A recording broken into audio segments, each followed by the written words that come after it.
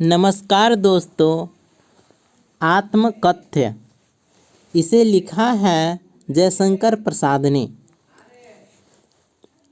मधुप गुनगुना कर कह जाता कौन कहानी यह अपनी।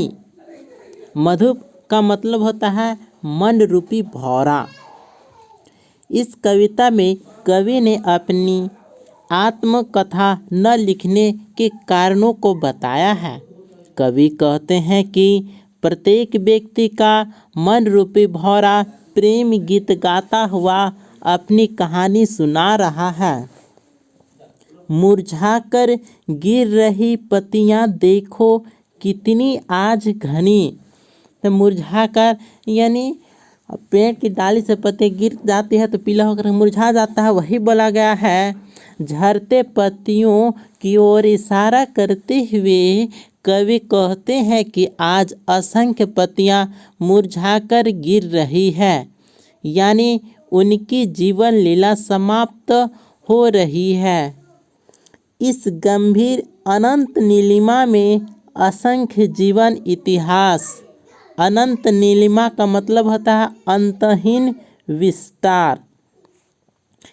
इस प्रकार अंतहीन नील आकाश के नीचे हर पल अनगिनत जीवन का इतिहास बन और बिगड़ रहा है।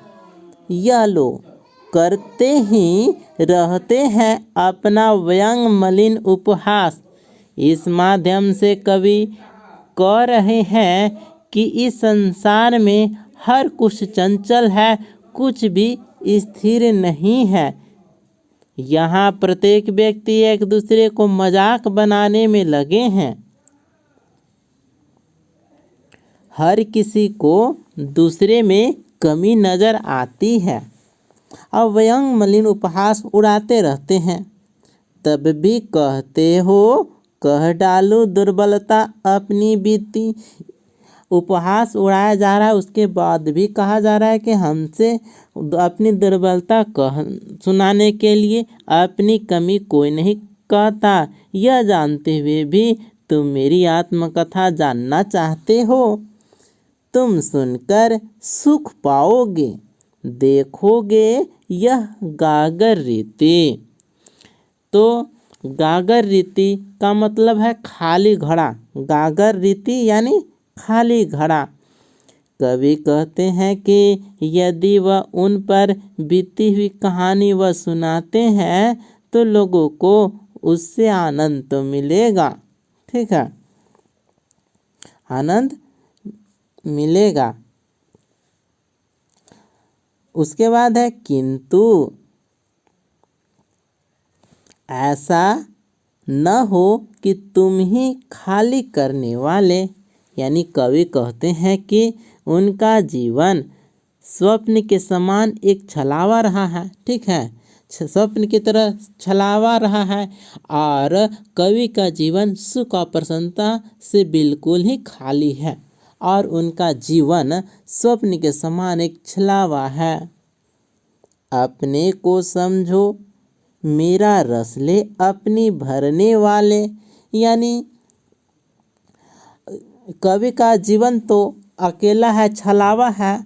वो जीवन में जो पाना चाहा वो सब उससे दूर हो गया, यह उनकी विडंबना है, ठीक है। वे अपनी इन कमजोरियों का बखान कर जग हासाए नहीं कर सकते और अपनी रस दूसरे को रस ले लेकर उस सुने ऐसा नहीं चाहते हैं। इसके बाद है यह विडंबना। यह विडंबना अरे सरलते तेरी हंसी उड़ाऊं मैं, ठीक है। तो ये इस प्रकार से विडंबना है कि आत्मकथा दूसरे को सुन करके हंसी उड़ाया जा रहा है, ठीक है। तो कवि के जीवन में भी ऐसा है कि उसका हंसी उड़ाया जा रहा है। भूले अपनी करा है, भूले अपनी या प्रवंचना औरों की दुखलाऊं मैं। कह रहा है कि ऐसा प्रवंचना या तो भूल जाऊं या औरों को दुखलाऊं, ठीक है। कह रहा है कि कवि के जीवन में भी एक बार प्रेम आया था, परंतु वह स्वप्न की भांति टूट गया। अब इसे दिखलाऊं या क्या करूं? उज्जवल गाथा कैसे गाऊं, मधुर चांदनी रातों की। अब कह रहा है कि उसके जीवन में प्रेम आया था, वो टूट गया, तो उनकी सारी आकांक्षाएं महज मिथ्या बनकर रह गई। चूंकि वह सुख का स्पर्श पाते पाते वंचित रह गया, तो अब उज्जवल रातें की कथा उसे कैसे सुनाए? अरे खिल खिलाकर हंसते होने वाली उन बातों की। अब ऐसी बात वह कैसे कह सकता है जो खिलखिलाकर हंसने वाला हो? मिला कहाँ वह सुख जिसका मैं स्वप्न देखकर जाग गया। स्वप्न देखा था ना कि वह अच्छा है, सुख है। कवि के जीवन में भी एक बार प्रेम आया था, परंतु वह स्वप्न की भांति टूट गया। उनकी सारी आकांक्षाएं महज मिथ्या बनकर रह गई। वह सुख का स्पर्श पाते पाते वंचित रह गया। वही है, आलिंगन में आते आते मुस्कुराकर जो भाग गया। ठीक है, तो उनकी प्रेयसी थी, वह सो मिथ्या बन गई और उनके बाहों में आते आते वो उनसे दूर हो गया। इसलिए कवि कहते हैं कि यदि तुम मेरे अनुभवों के सार से अपने जीवन का घड़ा भरने जा रहे हो, तो मैं अपनी उज्जवल जीवन गाथा कैसे सुना सकता हूँ। इसके आगे है कि जिसके अरुण कपोलों की मतवाली सुंदर छाया में। इन पंक्तियों में कवि अपने सुंदर स्वप्नों का उल्लेख करते हुए कहते हैं कि उनके जीवन में कुछ सुखद पल आए, जिनके सहारे वे वर्तमान जीवन बिता रहे हैं। अनुरागिनी उषा लेती थी निज सुहाग मधुमाया में। कह रहा है कि उन्होंने प्रेम के अनगिनत सपने संजोए थे, परंतु वे सपने मात्र रह गए। वास्तविक जीवन में उन्हें कुछ ना मिल सका। उसकी स्मृति पाथे बनी है थके पथिक की पंथा की। उनके दिमाग में अभी भी वही छवि बनी हुई है। कवि अपने प्रेयसी के सुंदर लाल गालों का वर्णन करते हुए कहते हैं कि मानो भोर अपनी लाली उनकी प्रेयसी के गालों की लाली से प्राप्त करती है। परंतु अब ऐसे रूपसी की छवि अब उनका सहारा बनकर रह गई है, क्योंकि वास्तविक जीवन में वे क्षण कवि को मिलने से पहले ही छिटक कर दूर चले गए। आगे है, सीवन को उधेड़ कर देखोगे क्यों मेरी कंथा की। अब उनकी कथा क्या थी कि उनका भी एक प्रेयसी थी जो इनको मिलने से पहले ही उससे छिटक कर दूर चले गए। अब उसकी उधेड़ कर, उसकी सीवन उधेड़ करके हम उसकी कथा को जानना चाहोगे। छोटे से जीवन की कैसे बड़ी कथाएं आज कहूँ। आम लोगों की तरह ही कवि का भी जीवन छोटा है, तो उसकी बड़ी बड़ी कथाएं कैसे कहें। अपने जीवन को वे छोटा समझकर अपनी कहानी नहीं सुनाना चाहते। क्या यह अच्छा नहीं है कि औरों की सुनता मैं मौन रहूं। इसलिए कवि की सादगी और विनय का स्पष्ट प्रमाण मिलता है। वे दूसरों के जीवन की कथाओं को सुनने और जानने में ही अपनी भलाई समझते हैं। सुनकर क्या तुम भला करोगे मेरी भोली आत्मकथा। वे कहते हैं कि अभी उनके जीवन की कहानी सुनाने का वक्त नहीं आया है। अभी समय भी नहीं थकी सोई है मेरी मौन व्यथा।